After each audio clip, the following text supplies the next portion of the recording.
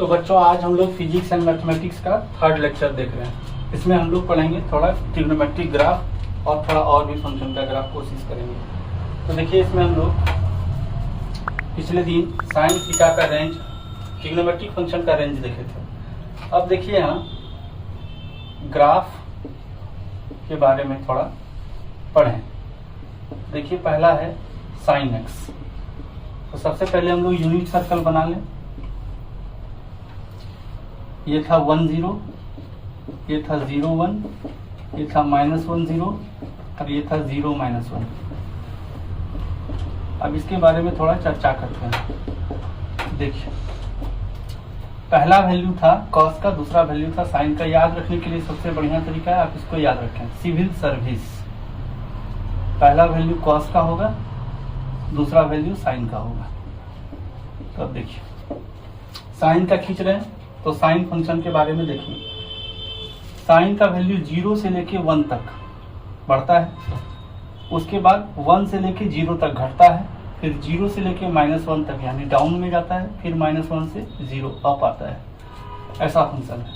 Sign का minimum value -1 और maximum value +1। तो यहाँ पर हम लोग लाइन खींचे। ये है y = sin x, यहाँ y = है 0, ये है y = +1, ये है y = -1। यहाँ लिखिए। अब देखिए ये इधर भी ग्राफ आएगा। तो साइन 0 पर, 0 डिग्री पर क्या है वैल्यू 0, π/2 पर 1, π पर 0, 3π/2 पर -1 और 2π पर फिर 1 0। तो देखिए 0 डिग्री पर 0 है तो यहाँ 0 लिखे। π/2 कहीं यहाँ होगा, x में π/2 है, उस जगह पर वहाँ y का वैल्यू क्या है 1 ले ली। फिर अगला π पर 0, y = 0, y = 1। फिर अगला क्या है 3π/2, वहाँ पर क्या है -1। ये हो गया π, ये हो गया 3π/2 और यहाँ पर वैल्यू है -1। अब इसको फ्री हैंड से हम लोग मिला देंगे और फिर अगला वैल्यू होगा 2π, वो हो जाएगा 0।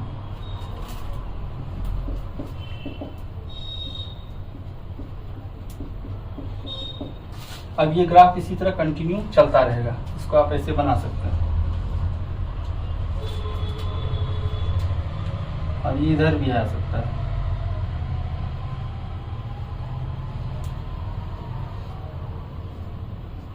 ये साइन फंक्शन का ग्राफ हो गया।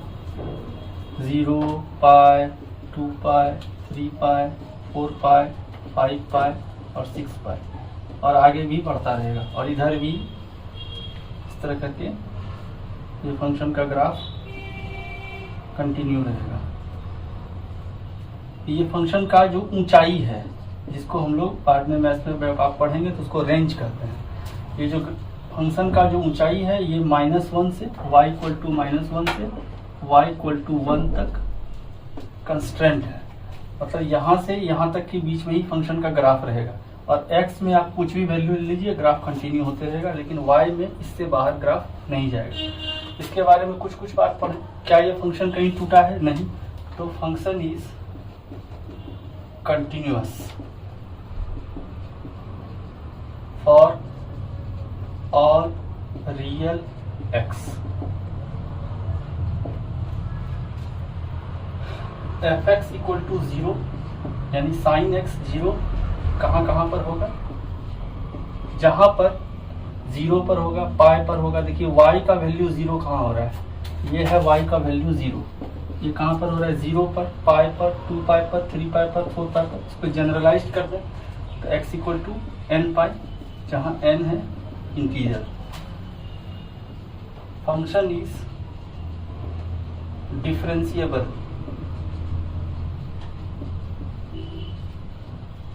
For all real x। x के हर वैल्यू के लिए फंक्शन डिफरेंशिएबल का मतलब आप टेंजेंट खींच सकते हैं हर पॉइंट पर डिस्टिंक्ट। तो ये फंक्शन डिफरेंशिएबल है। ये हुआ साइन एक्स का कर्व बच्चों। अगला फंक्शन का कर्व देखते हैं हम लोग। देखिए अगला फंक्शन का कर्व देखते हैं, इसको नोट कीजिए और अगला देखिए। अब देखिए फंक्शन का ग्राफ अगला y equal to cos x function का ग्राफ देखते हैं। तो यहाँ पर देखिए कॉस एक्स, कॉस 0 डिग्री पर होता है 1 के बाद ये देखिए 0 हो गया, फिर 0 के बाद फिर ये -1 हुआ, फिर -1 के बाद ये 0 हुआ और उसके बाद फिर ये 1 हो गया, अलग अलग वैल्यू पर। इसका भी वैल्यू क्या है, मिनिमम -1 कॉस में, कॉस पहले आता है -1 to 1। तो कॉस फंक्शन का पहले ग्राफ देख लेते हैं। कॉस फंक्शन का ग्राफ देखिए, ये हो गया +1, ये हो गया -1 और ये हो गया 0, +1 -1 और 0। तो देखिए 0 डिग्री पर कॉस का वैल्यू है 1, y का वैल्यू मतलब 1 मतलब y इक्वल टू 1, फिर π/2 पर 0, तो यहाँ y इक्वल टू 0 हो गया, फिर पाई पर -1, ये है π/2, ये x का वैल्यू है इधर, y इक्वल टू 0 का मतलब x एक्सिस है, x पर वैल्यू है π/2, फिर पाई पर हो जा रहा है -1 यहाँ दिए, फिर 3π/2 पर 0, 3π/2 पर 0 कर दिए, फिर 2π जब होगा तो वैल्यू होगा 1, हम यहाँ टच कराए। अब इसको फ्री हैंड से मिला दें हम लोग,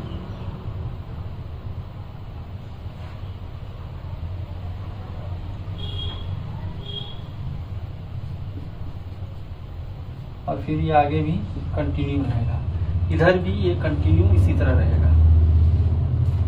यहाँ भी क्या हो जाएगा, ये -π/2, यहाँ पर क्या होगा -3π/2 और बीच में क्या होगा -π, यानी ये फंक्शन भी इसी पार्ट में इधर इस तरफ जैसा इधर है वैसे ही इधर होगा, लेफ्ट में जैसा वैसे राइट में होगा।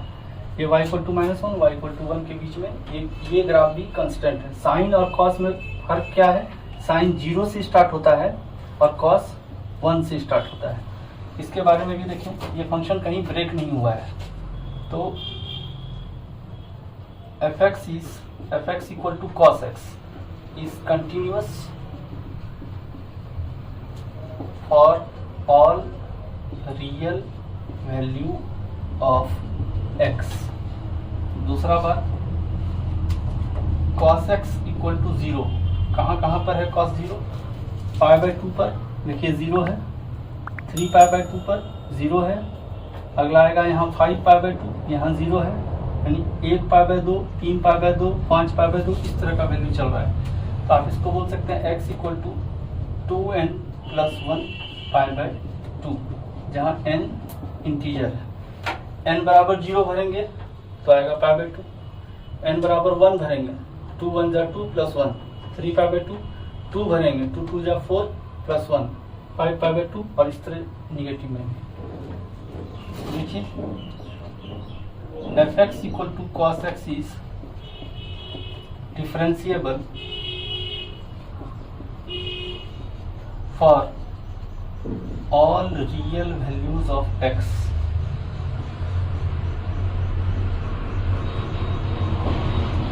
इसको नोट कीजिए बच्चों।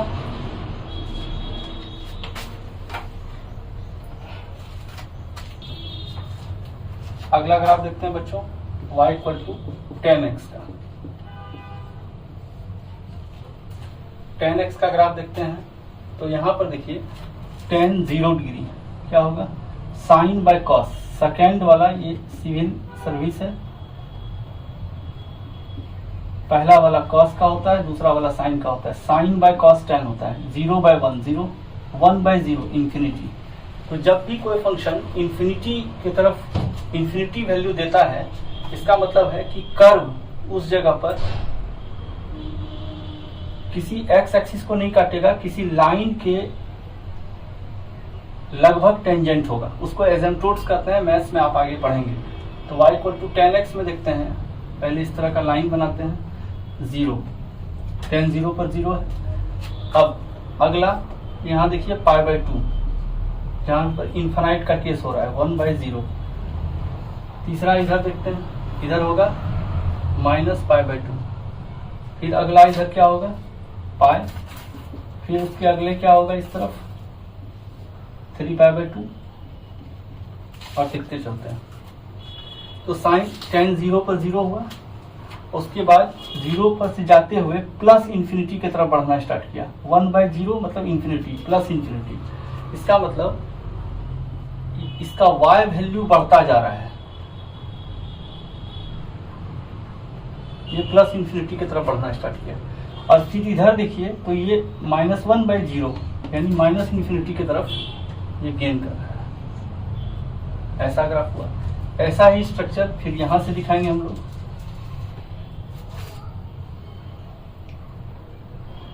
जिस जगह पर x के जिस वैल्यू के लिए ये फंक्शन, कोई भी फंक्शन, यहाँ tan x है तो tan x जिस x के वैल्यू के लिए इन्फानाइट वैल्यू गेन करता है उसको कहते हैं वर्टिकल एसिम्प्टोट्स। ये कहलाएगा वर्टिकल एसिम्प्टोट्स, ये भी कहलाएगा वर्टिकल एसिम्प्टोट्स। ये भी वर्टिकल एसिम्प्टोट्स कहलाएगा। तो यहाँ पर देखिए फंक्शन कंटिन्यूअस नहीं है हर जगह, यहाँ के बाद ब्रेक कर गया।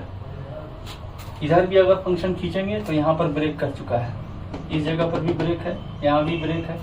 तो फंक्शन देखिए अपने डोमेन में -π/2 से π/2 के बीच में फंक्शन कंटिन्यूअस है। ये ग्राफ कहीं टूटा नहीं है। तो देखिएगा हम लोग tan x is continuous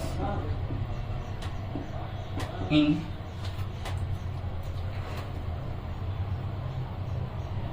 continuous for all x belongs to real number, या continuous for all x belongs to real number minus 2n minus 1 π/2 to 2n plus 1 π/2, जहाँ n belongs to है इंटीजर। अब देखिए n बराबर अगर 0 भरेंगे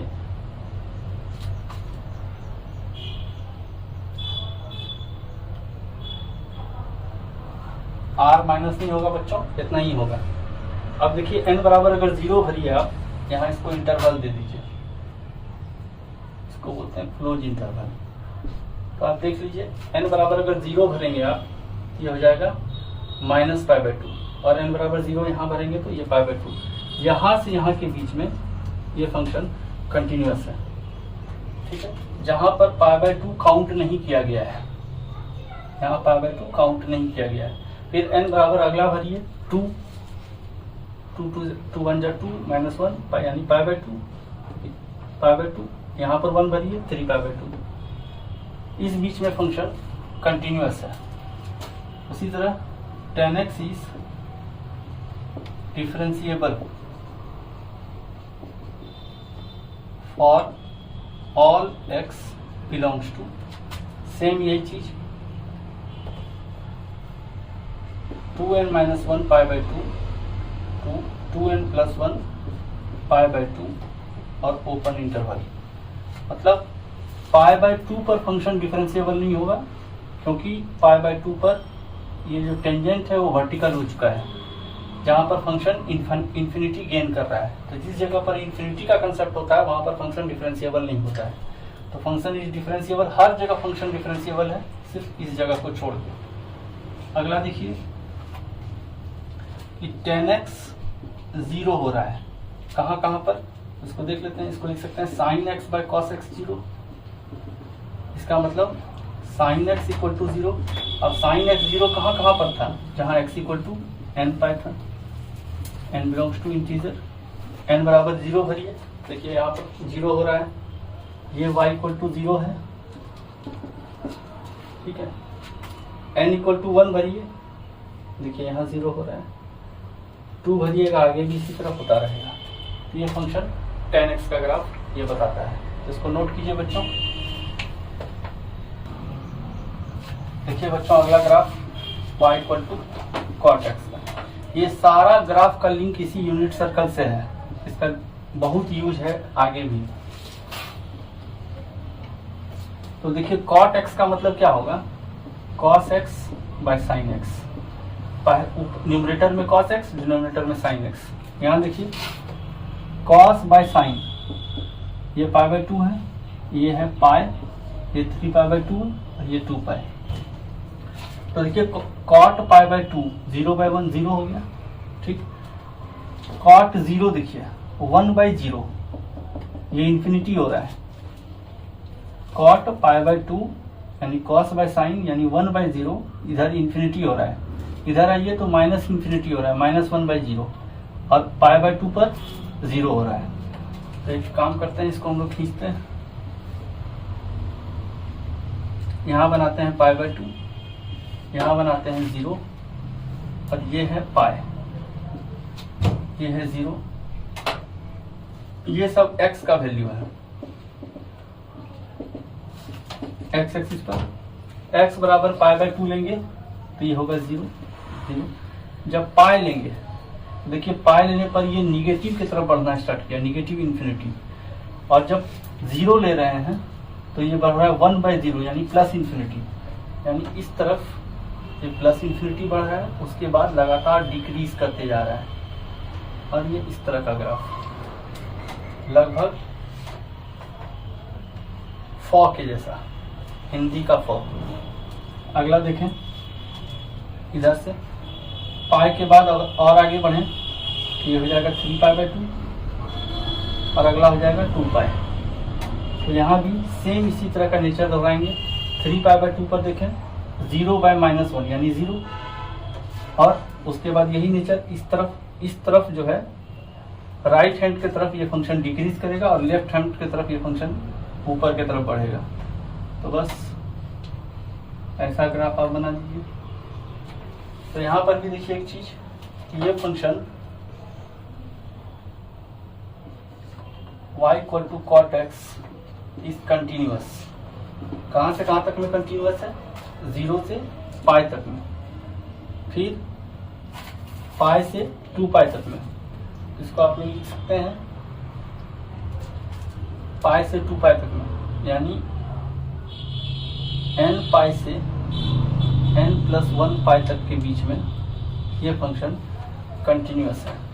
n पाई से n+1 पाई तक के बीच में ये फंक्शन कंटिन्यूअस है, यानी इसका ग्राफ कहीं भी टूटा नहीं है।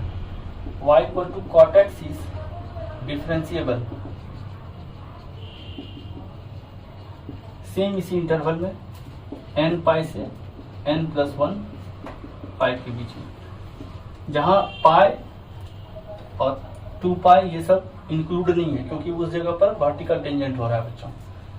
तीसरा बात कि cot x 0 कहाँ पर हो रहा है, तो cot x 0 ये कहाँ हो रहा है, जहाँ cos बटे साइन 0 होगा, और cos बटे साइन 0 कहाँ है, जहाँ cos 0 है, और cos 0 के लिए हम लोग देखे थे 2n+1 पाई बाय 2, जहाँ n बिलोंग्स टू है इंटीजर।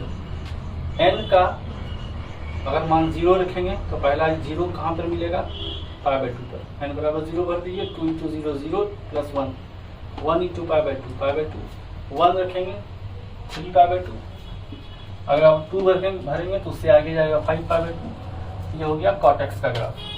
ये सब ग्राफ को थोड़ा दिमाग में रखना चाहिए। अगला ग्राफ देखते हैं।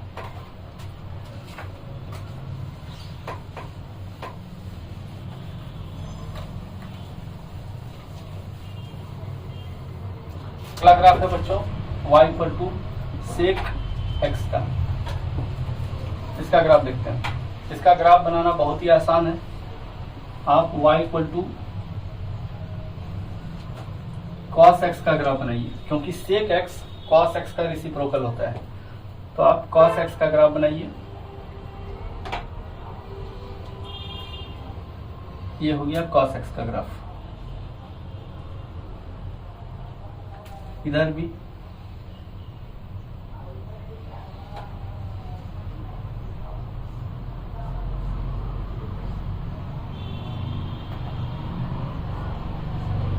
हो गया cos x का ग्राफ। ये y = 1 है, ये y इक्वल टू 0 है, ये y इक्वल टू -1 है।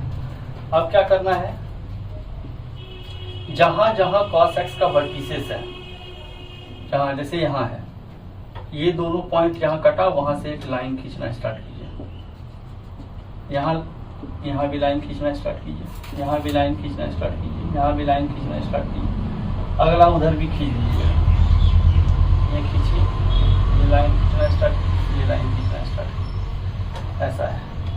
अब जो दो लाइन के बीच में मिला, वहां पर आपको यू शेप्ड ग्राफ बनाना है, यू शेप्ड, ऐसा। यहां मिला, यहां से इसको ऐसे करके आप ग्राफ बनाएंगे। यहां भी ऐसा ही, यहां इस जगह पर ये दो लाइन के बीच में आपको इस तरह का सीधा यू या उल्टा यू बनाना है। यही सेक एक्स का ग्राफ हो जाएगा।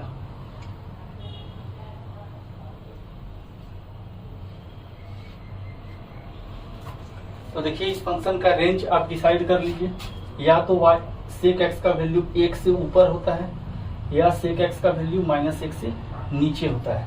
फंक्शन कहां से कहां तक कंटिन्यूअस है, जैसे cos x का अगर ग्राफ देखें तो ये हो जाएगा इधर -π/2, ये हो जाएगा π/2।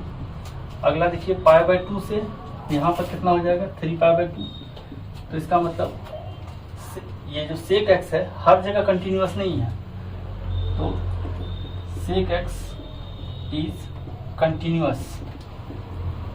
कहां कहां कंटिन्यूअस है, r माइनस जहां cos 0 होगा 2n+1 π/2। सेक एक्स कंटिन्यूअस कहां नहीं होगा, देखिए y equal to sec x है तो इसको लिख सकते हैं cos x। जहां cos x 0 होगा उस जगह को छोड़ के सेक एक्स हर जगह कंटिन्यूअस होगा। ठीक है, तो सेक एक्स कंटिन्यूअस होगा r माइनस 2n+1 π/2। ठीक, यानी -π/2 से π/2 पर फंक्शन इस जगह पर कंटिन्यूअस है। फिर π/2 से 3π/2 के बीच में फंक्शन क्या है, कंटिन्यूअस है। फिर 3π/2 से 2π के बीच में फंक्शन कंटिन्यूअस है।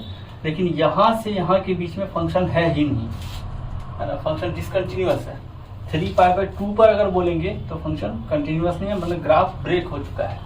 तो सेक एक्स कंटिन्यूअस हर जगह होगा इसको छोड़ के, मतलब 2n+1 π/2 को छोड़ के। जहां cos x 0 होगा उस जगह पर फंक्शन कंटिन्यूअस नहीं होगा। ठीक है, तो आप इसको देखिए। दूसरा बात क्या है, सेक एक्स डिफरेंशिएबल कहाँ होगा, जहां पर ये यही same case, sec x is not differentiable at, या sec x is differentiable for all x belongs to real number -2n+1 π/2। Sec x पे हर जगह आप टेंजेंट खींच सकते हैं, कहाँ कहाँ पर, जहाँ cos x 0 नहीं है। ठीक है, cos x जहाँ पर 0 होगा, देखिए cos x जहाँ 0 है वहां पर आप टेंजेंट खींचेंगे तो टेंजेंट नहीं आएगा, क्योंकि ये वर्टिकल टेंजेंट हो चुका है। ठीक है, और कर्व का नेचर भी बदल रहा है, तो इसको आप दिमाग में रखें। और दूसरी बात कि सेक एक्स 0 कभी नहीं होगा, क्योंकि इसका वैल्यू 1 से, मतलब तीसरा बात वैसे हम लिख चुके हैं इसको, लेकिन दोबारा भी देखिए, सेक एक्स हमेशा 1 से बड़ा होता है और सेक एक्स हमेशा -1 से छोटा होता है। तो सेक एक्स कभी 0 होगा ही नहीं, तो इस बात को नोट करें। और अगला देखते हैं हम लोग, लास्ट कोसेक एक्स का ग्राफ। अगला ग्राफ देखिए, y equal to cosec x का। जैसा हम लोग सेक एक्स बनाए वैसा ही कोसेक एक्स का ग्राफ बनेगा, लेकिन कोसेक एक्स किसका रेसिप्रोकल होता है, साइन एक्स का। तो पहले आप साइन एक्स का ग्राफ बनाइए। तो साइन एक्स का ग्राफ बनाना बहुत ही आसान है। साइन एक्स का ग्राफ बनाने के लिए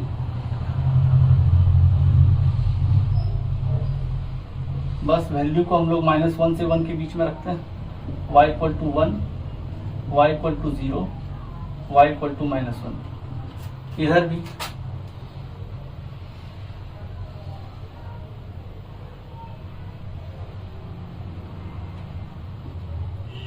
आगे इस तरह बढ़ते रहेगा फंक्शन।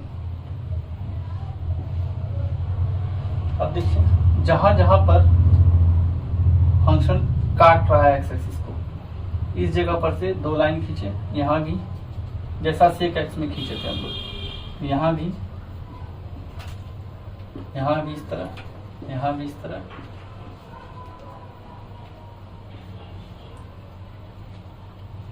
और यहाँ भी इस तरह। अब क्या करना है, साइन एक्स का जो वर्टेक्स है बस यही कोसेक एक्स का भी वर्टेक्स बनेगा जैसा सेक एक्स में हुआ था। यहाँ पर भी आपको एक यू शेप्ड ग्राफ बनाना है और ऐसे इस लाइन में सटाना नहीं है, ये वर्टिकल एसिम्प्टोट्स है, बस ये समझा जाता है कि इनफाइनाइट में जाके ये कर्व इस पर टेंजेंट हो जाएगा, उसी को एसिम्प्टोट्स कहते हैं। यहाँ पर देखिए सेम ऐसा ही कर्व इधर होगा, ऐसा ही यहाँ,